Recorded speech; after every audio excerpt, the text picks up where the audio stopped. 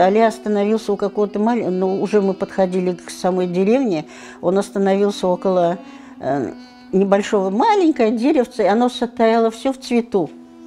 И он так по-татарски так трогательно сказал: «Вай, кичкене сен да энда ачма тырышасың бахарын дуйдың». И все это было так сказано, знаете, ну, нежно, эмоционально и так трогательно, что у меня в душе поднялось какое-то чувство вот родное.